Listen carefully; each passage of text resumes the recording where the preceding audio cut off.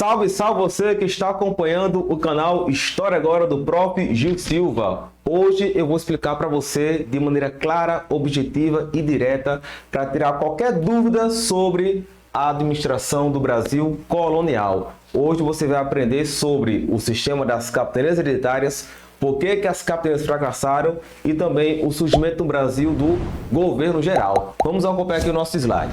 Nós temos aqui, galera, o sistema das capitanias hereditárias. Vocês devem lembrar, né, que a coroa portuguesa ela chega ao Brasil em 1500, né, lá na frota de Pedro Álvares Cabral, junto com o escrivão Pero Vaz de Caminha.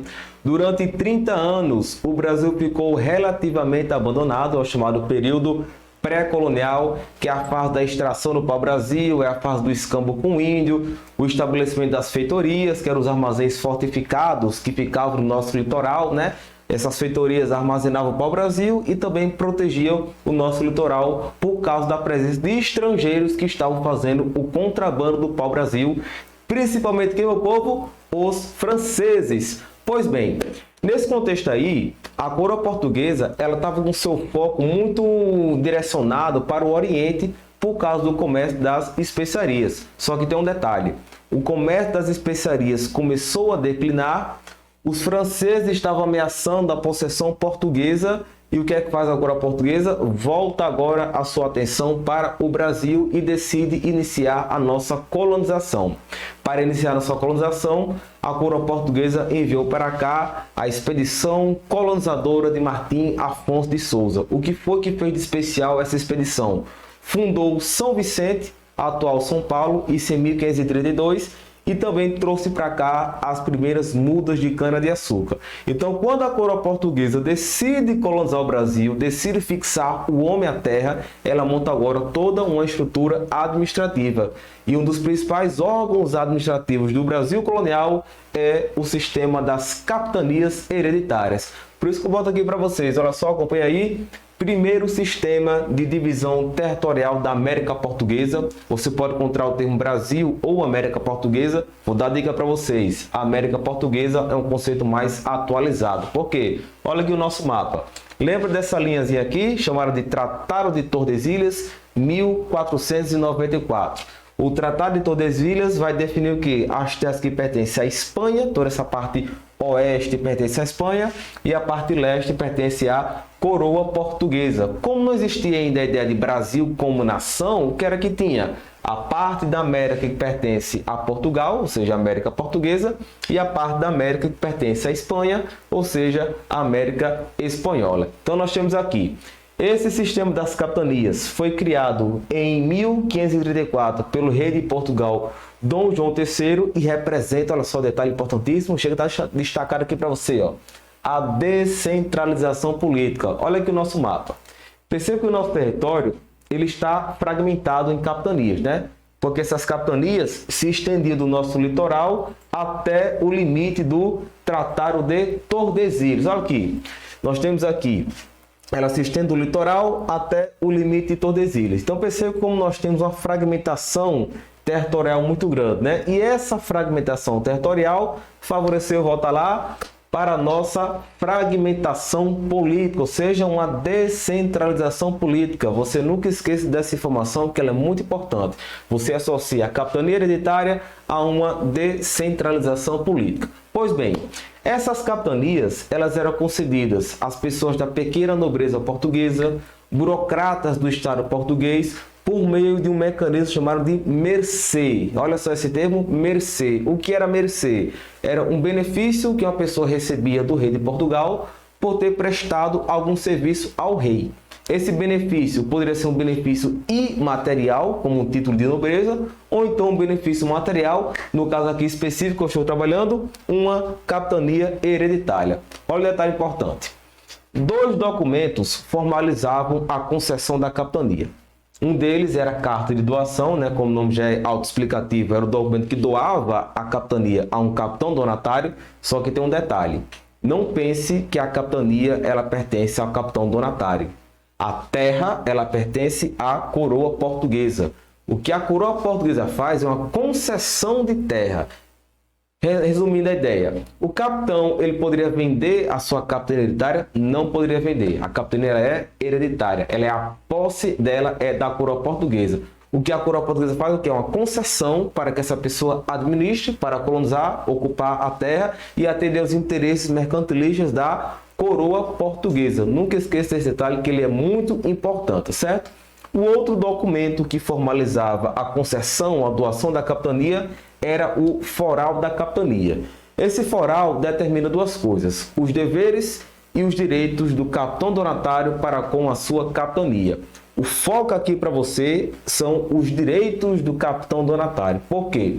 Um direito que ele tinha era o de doar lotes de terras na forma de sesmarias. Olha para cá, vamos aqui ampliar de novo o nosso mapinha aqui, olha só, nosso mapa das capitanias hereditárias. Então nós temos aqui, ó, perceba que essas capitanias, elas representam grandes extensões de terras, que a gente sabe que é o latifúndio ou a grande propriedade.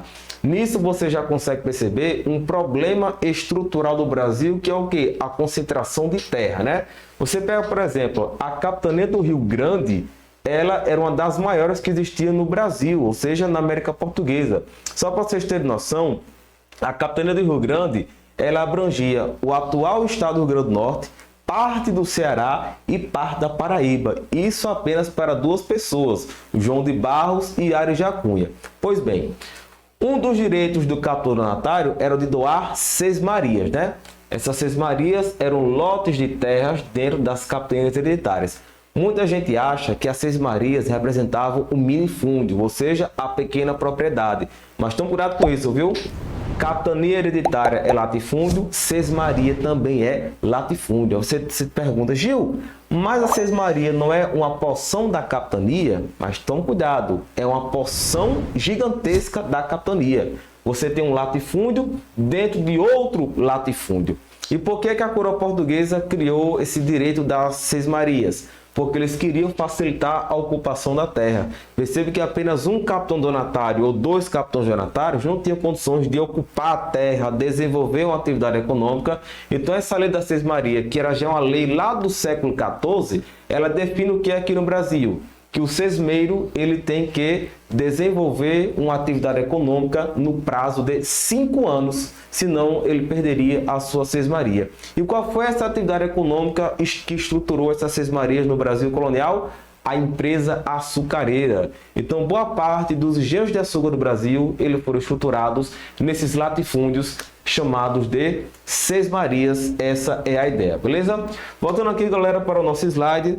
Nós temos aqui uma abordagem agora bem recente, uma abordagem bem atual, que é o novo mapa das capitanias hereditárias. Olha aqui o detalhe.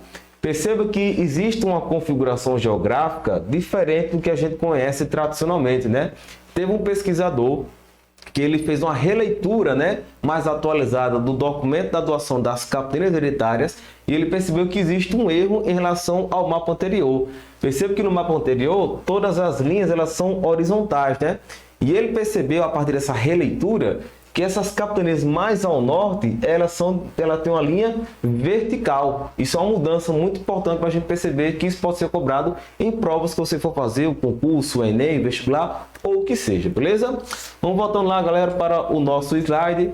Nós temos agora o fracasso das capitanias hereditárias. Apesar da coroa portuguesa ela ter essa intenção, né, dessa administração com as capitanias hereditárias, esse sistema ele fracassou no Brasil. Por quê?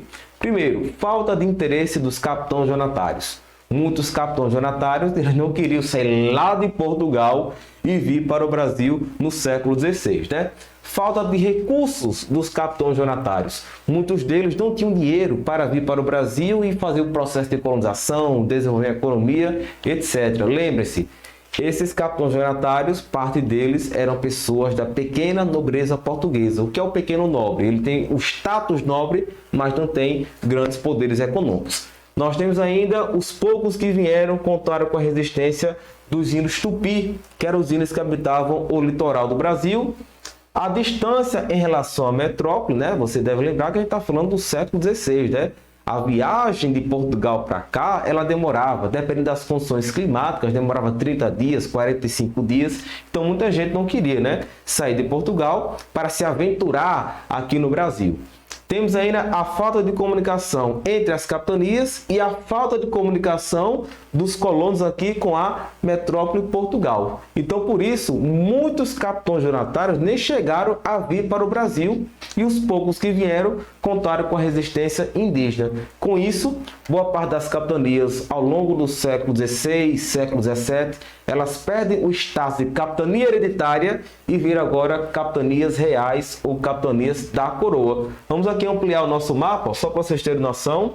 Essas capitanias da coroa, nós vamos ter o caso do Rio Grande do Norte, o caso da Paraíba, o caso da Bahia, foram alguns casos que eu mostrei aqui para vocês. E qual vai ser a diferença de uma capitania hereditária para uma capitania da coroa ou chamada capitania real? É porque ela é administrada diretamente pela coroa.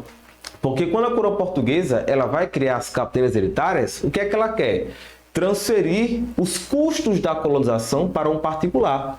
A coroa portuguesa ela quer colonizar o Brasil, mas não quer gastar dinheiro com a colonização. Então ela vai transferir essa despesa, essa responsabilidade financeira para um capitão donatário. Só que como a gente sabe, eu acabei de explicar para vocês, esse sistema ele fracassou no Brasil. Então essa ação agora vai ser uma ação da coroa, essa administração. Então o rei de Portugal ele vai transferir agora para um agente dele chamado de capitão-mor. Então quem passa a administrar uma capitania real não é mais um capitão donatário, mas sim um capitão-mor. Essa ideia do capitão-mor é porque ele é responsável também pela defesa.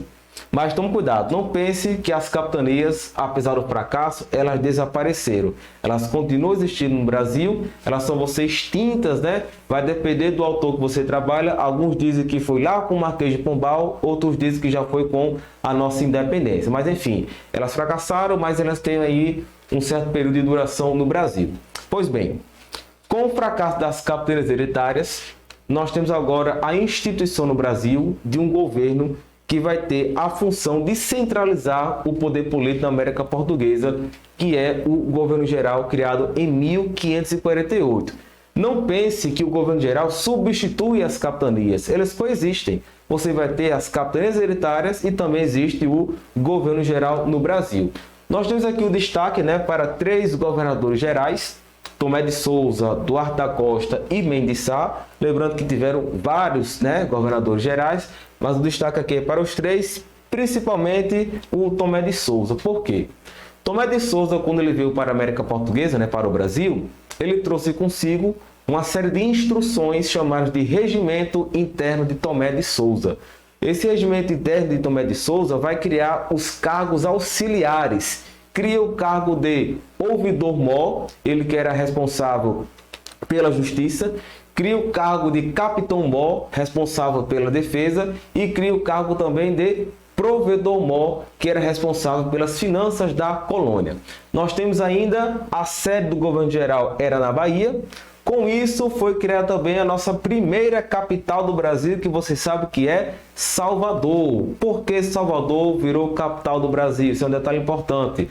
Porque o eixo econômico do Brasil era o atual Nordeste açucareiro. O Nordeste açucareiro, né, que vai movimentar a nossa economia colonial. Essa ideia da sede política tem que ficar próxima da sede econômica. Então, o eixo econômico vai favorecer para a nossa capital. Por isso que depois, em 1763, teve a transferência da capital do Brasil de Salvador para o Rio de Janeiro, por causa da mudança do eixo econômico para o Centro-Sul devido à mineração. Ainda com o governo geral, vieram para cá os primeiros jesuítas e também foi fundado o nosso primeiro bispado. Pois é isso, galera.